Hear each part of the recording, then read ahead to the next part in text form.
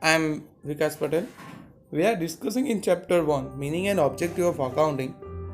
Few of MCQs we can discuss in the past lectures right now. So we are discussing today some more important questions regarding this chapter. Right? तो यहाँ पे हम कुछ और MCQs देखने जा रहे हैं जो काफ़ी कुछ आपका जो बेसिक्स पे डिपेंड कर रहा है। यहाँ पे मैंने आपको बताया था कि कुछ जगह मैं MCQ भी दूंगा, ठीक है, आपको भी पता चले कि अच्छा इस तरह के भी MCQ आ सकते हैं। ठीक है, चलो आगे बढ़ते हैं आज हमारे फर्स्ट MCQ के साथ। फर्स्ट MCQ क्या कह रहा है आपसे कि the main objectives of book keeping is, book keeping क्यों की जाती है, उसका मेन मोटिव क्या होता है, उसका ऑब्जेक्ट क्या होता है, क्यों बनाई जाती है। आपको ये पता होता है कि बुक कीपिंग क्या होती है, लेकिन अगर आपको ये नहीं पता कि उसके ऑब्जेक्टिव भी क्या होते हैं तो आप ऐसे MCQ के आंसर नहीं दे पाएंगे। ठीक है, तो जो भी बच्चे मेरे साथ पढ़े उनको पता है आराम से कि हमने एक एक ऑब्जेक्टिव्स देखा था। तो चलिए रीड करते हैं। फर्स्ट MCQ क्या है इसका, a complete recording to transactions. Line थोड़ी ज़्यादा ही ठीक है, थोड़ी पतली कर देते हैं। क्या बोला उसने, कंप्लीट रिकॉर्डिंग ऑफ ट्रांजैक्शंस, कि हम जो ट्रांजैक्शन है उसको पूरी तरह से रिकॉर्ड करेंगे। दूसरा है ascertainment of financial effect on the business, business के अंदर जो भी फिनेंशियल इफेक्ट्स आ रही है हम उसको लिखते हैं, वो क्या बुक कीपिंग का ऑब्जेक्ट है। थर्ड है analysis and interpretation of data.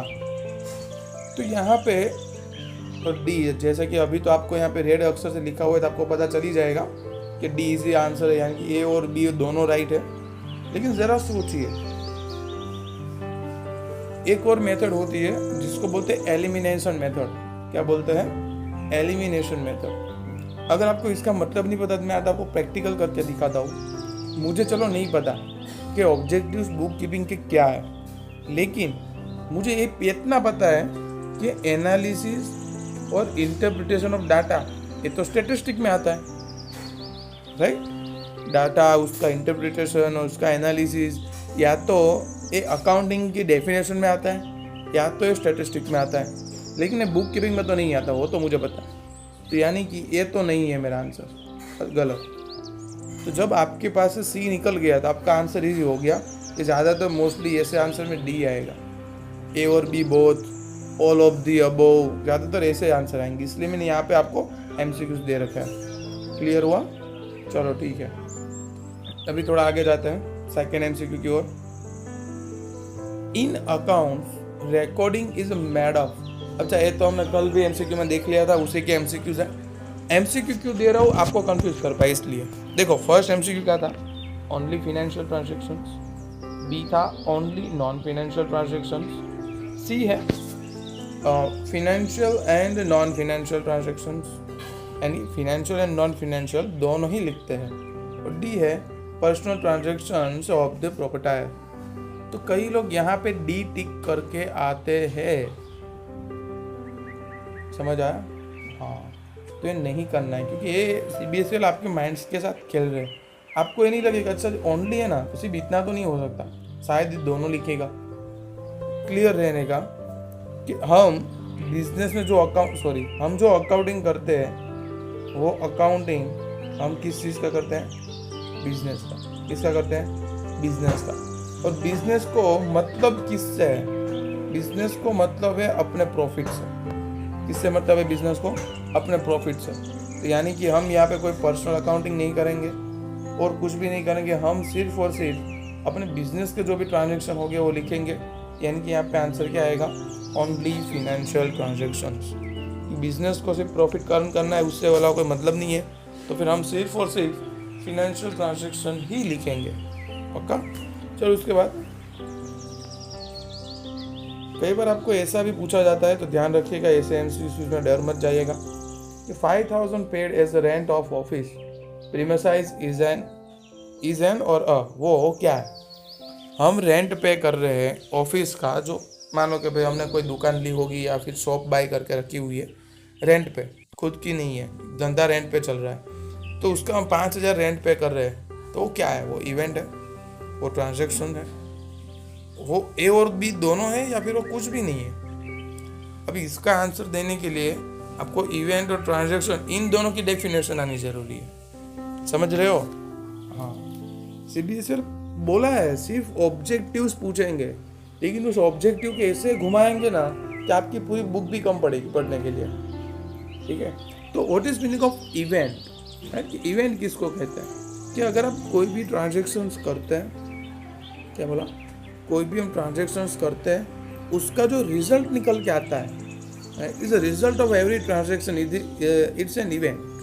और ट्रांजैक्शन क्या होता है?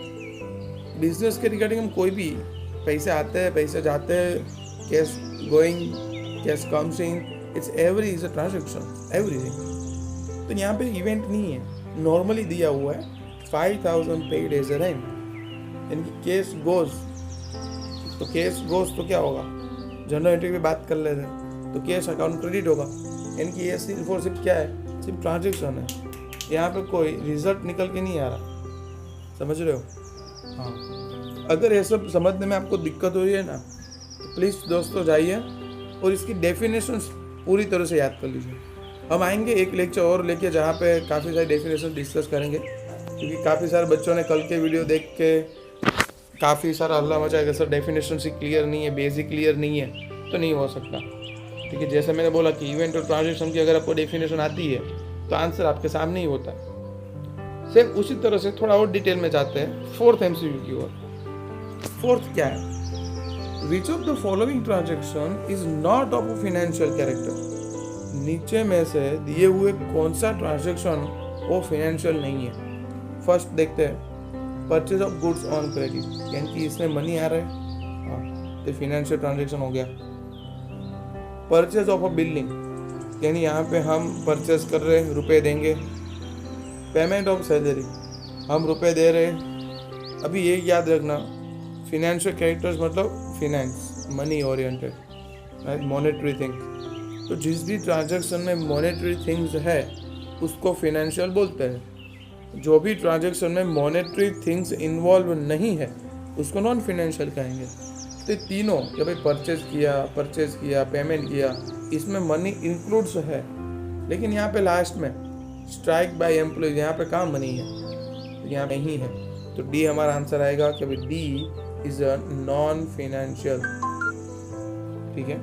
डी है, इज नॉट फाइनेंशियल कैरेक्टरिस्टिक। क्यों? क्योंकि वहाँ पे एम्प्लॉयज की स्ट्राइक है, एम्प्लॉयज की क्या है, स्ट्राइक है। चलो थोड़ा और आगे बढ़ते हैं।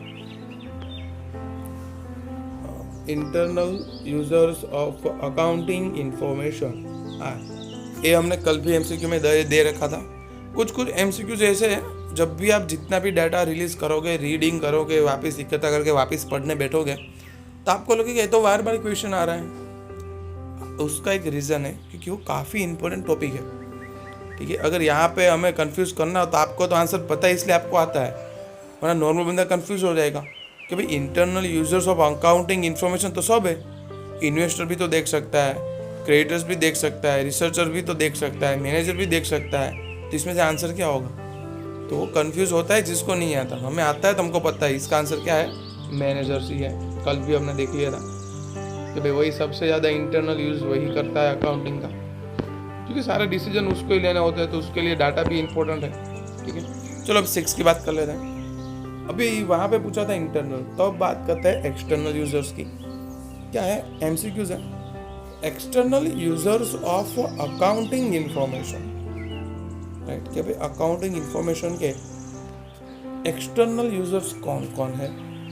तो एक ये टॉपिक जो है इंटरनल यूजर्स और एक्सटर्नल यूजर्स का, भले ही आप डीप में ना पढ़ो, बट एटलीस्ट आपको पता होना चाहिए कि कौन कौन बंदे इंटरनल यूजर हैं और कौन कौन बंदे किस किस कैटेगरी में एक्सटर्नल यूजर्स आते हैं। कम से कम आपको इतना पता होना चाहिए, ठीक है? अभी छोटा वीडियो बनाना है, 12-13 मिनट का, सब कुछ डिस्कस नहीं कर पाएंगे अभी, लेकिन यहाँ पे 3 चीज़ें डिस्कस कर लेते हैं। फर्स्ट थी researchers is a external, government is a external, and tax authority is also a external. Right? Tax authorities and government both are mostly similar. Researcher यानी कि धंधे की बाहर की कंपनी में अगर कोई रिसर्च कर रहा है, केस स्टडी कर रहा है, तो उसके लिए वो सब कौन है? एक्सटर्नल यूजर्स है। आपके पास अगर आपको पता नहीं है तो एक एप्लीकेशन है, वेबसाइट है, जिसका नाम है स्क्रीनर, ठीक है। हम पूरा एक वीडियो लेके आएंगे स्क्रीनर के बेस पे। आपको CBSE में कई बार प्रोजेक्ट वर्क दिया जाता है, तो उसमें आपको स्क्रीनर सबसे ज़्यादा यूज़ कर सकते हो। आराम से आपको सारे डेटा सारी कंपनियों के इजीली उसमें मिल जाएंगे। 7 एक्चुअली में आपके लिए एक होमवर्क है। क्या है देखते हैं।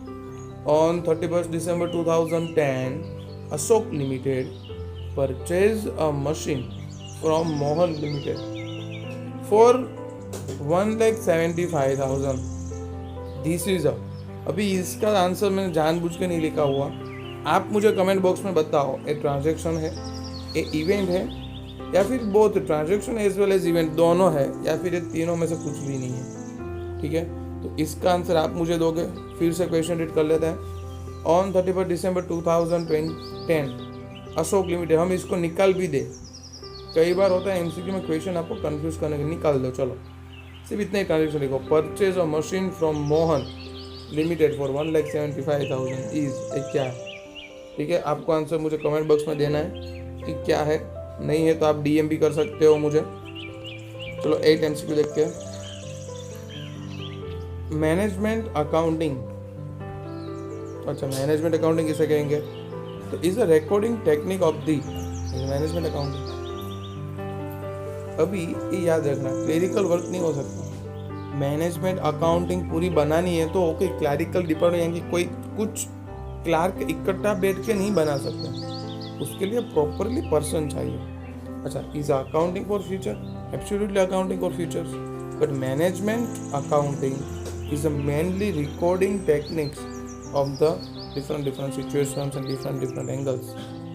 तो ये हमें याद रखना है इसका आंसर, क्योंकि इसमें भी आप कंफ्यूज हो सकते हो। व्हाट इज मैनेजमेंट अकाउंटिंग, क्योंकि इतना ही क्वेश्चन अगर इतना इजी पढ़ो तो इसका कोई मतलब ही नहीं निकलता कि management accounting is a recording technique of the के बाद भी कुछ नहीं है, समझे। तो CBSE दे सकते हैं, ऐसे आधे अधूरे क्वेश्चन भी दे सकते हैं। 9th है, which of the following is not a limitation of accounting. हमने बात की थी इसके बारे में, एडवांटेज, मेरिट्स एंड डिसमेरिट। डिसमेरिट को ही लिमिटेशंस कहा जाता है, कि वो उसका लिमिटेशन है, लेकिन यहाँ पे पूछा इज नॉट अ लिमिटेशन, उसका लिमिटेशन नहीं है। तो इसके भी बारे में हमने बात कर चुके थे पिछले लेक्चर में, वापिस से MCQ निकल के आया। फर्स्ट है, बेस्ड ऑन अकाउंटिंग कन्वेंशन, नहीं वो तो है, वो उसकी लिमिटेशन है। इनकम्प्लीट इंफॉर्मेशन, वो भी तो एक लिमिटेशन है कि अगर आधी अधूरी इंफॉर्मेशन होगी तो अकाउंटिंग हम कैसे सच लिख सकते हैं। ठीक है, फिर है ओमिशन ऑफ क्वालिटेटिव इंफॉर्मेशन, वो भी एक लिमिटेशन ही हो गई कि उसके बिना तो अकाउंट लिखिए तो चलो चलता है, नहीं चलता है उसके तरह हो जाएगा। लेकिन कहीं पे भी हम एविडेंस इन लीगल मैटर दिखा सकते हैं। ठीक है, आपने जो भी लिखा है वो आप टैक्स अथॉरिटी को एज अ एविडेंस शो कर सकते हो, तो गुड ना, वो आपकी लिमिटेशन नहीं है, वो आपका बेनिफिट है। ठीक है, तो इसके बारे में हमने कल भी बात की थी, इसलिए आज ज़्यादा बात नहीं करेंगे। 10 नंबर इज अकाउंटिंग इज अभी ये profession, social force, service activities, all of the above. पता अकाउंटिंग सब कुछ है, प्रोफेशन भी है, सोशल फोर्स भी है, उस सर्विसेज एक्टिंग भी बोल सकते हैं। ठीक है, चलो अभी वापस मेरे रूल पे आ जाते हैं बिना MCQs। The debts which are to be repaid within a short period, जो डेब्ट हम शॉर्ट पीरियड में पे करते हैं उसको हम क्या बोलेंगे। यहाँ पे दोस्तों याद रखना, शॉर्ट पीरियड बोले तो कितना, 1 दिन 2 दिन नहीं, शॉर्ट पीरियड मतलब लेस देन 12 मंथ, 12 महीने से कम का वक्त, या फिर 12 महीने या उससे कम का वक्त है, उसको ही हम सिर्फ शॉर्ट पीरियड में कन्वर्ट कर सकते हैं और किसी को नहीं। ठीक है, तो वो जो शॉर्ट पीरियड के लिए जो रिफर्ड है उसको बोलते हैं हम करंट लायबिलिटीज। उसी तरह से the term expense and expenditure are both are different, not same, at expenses and expenditures. मैंने बोला था terminologies of accounting is a very important topic, तो सारी क्लियर कर लीजिए, आपके सेकंड चैप्टर में दी हुई है। हम अलग से भी अगर फ्री रहेंगे अभी, क्योंकि MCQ सेशन स्टार्ट कर दिया है, तो उसमें काफ़ी सारा टाइम जाता है लिखने में, बनाने में, एडिटिंग करने में वीडियो को। अगर फ्री रहेंगे तो पक्का हम उसकी सारी डेफिनेशन डिटेल में डिस्कस कर लेंगे। 13 है, the debts which are to be repaid, क्या बोला, the debts which are to be repaid within a short period as referred to as, अगर अभी बोला था शॉर्ट पीरियड के लिए कुछ भी है, शॉर्ट पीरियड के लिए कुछ भी है, उसको क्या बोलेंगे हम? करंट लायबिलिटी बोलेंगे। क्या बोलेंगे? करंट लायबिलिटी बोलेंगे। ठीक है, चलो उसके बाद कोई डेब्ट भी रिपेड हो सकती है, तो चिंता मत करना। अगर आपके रुपए किसी ने ले लिए हैं तो वापस भी करेगा। If a trial balance total do not agree the difference must be entered. अभी ये काफ़ी सारे बच्चों को अभी नहीं पता होगा, क्योंकि अभी आपका ट्रायल बैलेंसिंग नहीं हुआ है, या फिर अगर बात भी अगर मैं करूँ तो एक नहीं पूछ सकते। समझो, ये फर्स्ट चैप्टर का क्वेश्चन ही नहीं है, ऐसा मान के चलो। लेकिन फिर भी मैंने बोला था CBSE है, उसके रूल के ऊपर आप कुछ भी उंगलियां नहीं कर सकते। इसने बोला है कि भाई ट्रायल बैलेंस का दोनों साइड का जो टोटल है वो सेम होना चाहिए, राइट? ऐसा हमने पढ़ चुके थे। लेकिन वो दोनों सेम नहीं है और कुछ डिफरेंट अमाउंट लिख के आ रही है, तो उस डिफरेंट अमाउंट को कहाँ पे लिखेंगे अपने? कहाँ पे लिखेंगे? अपने सस्पेंस अकाउंट में लिखेंगे। ठीक है, उसके बाद है liability arises because of simple या क्रेडिट ट्रांजेक्शन। लायबिलिटी क्यों बढ़ती है? क्योंकि हम क्रेडिट में ट्रांजेक्शन करते हैं। अगर कैश में ट्रांजेक्शन करेंगे तो लायबिलिटी रहेगी ही नहीं, खत्म। लेकिन हम कैश में सारा बिजनेस का ट्रांजेक्शन नहीं कर सकते, इसलिए हम क्रेडिट में करते हैं। और क्रेडिट में ट्रांजेक्शन करेंगे तो लायबिलिटी डेफिनेटली बढ़ेगी। क्लियर है? उसके बाद है internal users are the blank of the business entity. अभी बिजनेस के इंटरनल यूजर्स कौन से है? आपको यहाँ पे भी MCQ दिया होगा। मैनेजर, मैनेजमेंट, एम्प्लॉयज, ठीक है, डायरेक्टर्स, बोर्ड ऑफ डायरेक्टर्स, वो सारे इसका आंसर हो गया। 17 है the thing which is purchase and sold in the business is called goods. आप कुछ चीज खरीद के बेच रहे हो, उसको हम क्या बोलेंगे धंधे में? गुड्स बोलेंगे। अगर इसके MCQ में आपको गुड्स नहीं दिया, लेकिन आपको स्टॉक दे के रखा हुआ है, क्या दे के रखा हुआ है? स्टॉक, तो डोंट वरी, उसका आंसर स्टॉक आएगा। इन्वेंट्री MCQ में दिया हुआ है तो इन्वेंट्री आएगा। तीनों एक साथ कभी नहीं आएगा, तो चिंता मत करना। Trade discount is given on credit transactions only. False. क्यों? तो हमने इसके बारे में ट्रेड डिस्काउंट पूरा टॉपिक क्लियर किया हुआ है कि दो तरह के ट्रांजैक्शन है। एक होता है ट्रेड डिस्काउंट, दूसरा होता है कैश डिस्काउंट। तो ट्रेड डिस्काउंट हम कैश और क्रेडिट दोनों में देते हैं, जबकि कैश डिस्काउंट हम सिर्फ और सिर्फ कैश ट्रांजैक्शन पर ही देते हैं। ठीक है, बस चलो आज के वीडियो में सिर्फ इतना ही। मिलेंगे तभी नेक्स्ट लेक्चर में, डिस्कशन करेंगे और भी ज़्यादा यूनिक चैप्टर। फर्स्ट चैप्टर के लिए अभी तक इतना ही। आगे अगर हम फ्री रहेंगे तो और भी डिटेल में कुछ MCQ लेके आएंगे। तब तक जय हिंद।